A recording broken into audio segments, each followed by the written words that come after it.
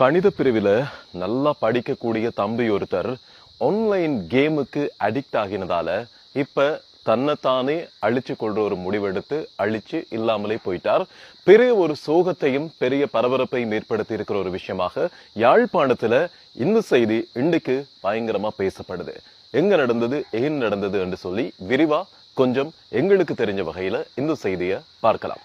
2026ஆம் ஆண்டு ஏப்ரல் மாதம் 30ஆம் தேதி மாதத்தினுடைய இறுதி நாள். இன்றைய நாளை பொறுத்த வரைக்கும் பரபரப்பாக பல விஷயங்கள் பேசப்பட்டாலும் யாழ்ப்பாணம் தெல்லிப்பளை வீமன்காமம் என்கின்ற இடத்தைச் சேர்ந்த ஒரு 19 வயது கணித பிரிவில் கல்வி கற்று வந்த மாணவன் தன்னைத்தானே மாய்த்து உயிரிழந்திருக்கிறார். அதாவது தற்கொலை செய்து கொண்டிருக்கிறார்.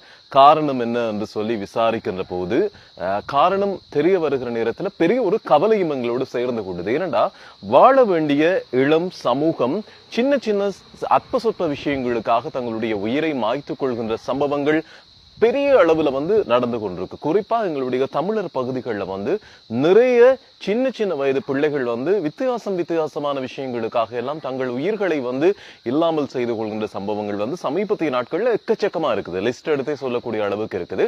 அந்த மாதிரி இந்த வீமன்காமம் பகுதியை சேர்ந்த இந்த தம்பி கணித பிரிவுல படிச்சு கொண்டிருந்தவர் கொக்குவில்ல இருக்கிற ஒரு பாடசாலையில நல்லா படிக்கக்கூடிய நல்ல கெட்டிக்காரன் சொல்லி சொல்லப்படுது. இந்த தம்பியை தவிர இன்னொரு சோகம் என்னன்னா அந்த வீட்டுல இருக்கிற மிச்ச எல்லாருமே அங்கவீனம் உடையவர்கள் என்று சொல்லி சொல்லப்படுது.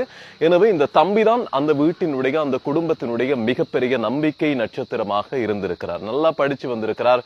பாஸ் அவுட் ஆகிட்டார் என்று சொல்லி சொன்னா, கேம்பஸ் போனார் என்று சொல்லி சொன்னா, அடுத்த கட்டம் அந்த குடும்பம் ஒரு பிரச்சனையும் இல்லாம சந்தோஷமா இவருடைய உழைப்பின் கீழ் இவருடைய பராமரிப்பின் கீழ் வாழ முடியும் என்கிற நம்பிக்கையோடு இருந்த நேரத்துல தான் இந்த தம்பி இந்த ஆன்லைன் விளையாட்டுகள்ல அடிக்ட் ஆகி இருக்கிறார் என்று சொல்லப்படுது. எந்த நேரமும் போனோட இருப்பார், எந்த நேரமும் கேமோட இருப்பார், எந்த நேரமும் சீரியஸ் மோட்ல இருப்பார் அப்படின்னு சொல்லி சொல்லப்படுது. இதன் காரணமாக இரவு தன்னை தானே அழித்திருக்கிறார், தற்கொலை செய்து கொண்டிருக்கிறார். அதுவும் ஆடைகள் அப்படி இப்படி இருந்துச்சு என்று சொல்லி நிறைய விதவிதமான செய்திகள் எல்லாம் வருது. அதெல்லாம் விட்டுருவோம்.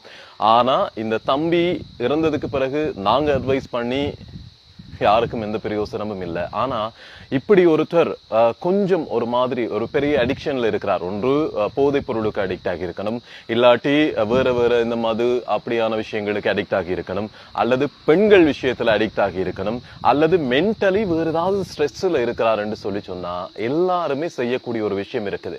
யாராவது உங்களோட சர்க்கிள் இருக்கிறார்களுக்கு ஏதாவது ஒரு மன கஷ்டம் இருக்குன்னு சொல்லி சொன்னா தயவு செய்து என்ன ஏது ஏன் நான் ஏதாவது உனக்கு இந்த பிரச்சனையில ஹெல்ப் பண்ண முடியுமான்னு சொல்லி தயவு செய்து கேளுங்க. ஏனென்றா வார்த்தைகளுக்கு இருக்கிற வலிமை வேற எந்த விஷயங்களுக்கும் இருக்காது. எங்களை யாராவது கவனிக்கிறாங்களா, எங்கள்கிட்ட ஒரு வார்த்தை கேட்கிறாங்களா, ஆறுதலா ஒரு விஷயம் சொல்றாங்களா என்று சொல்லி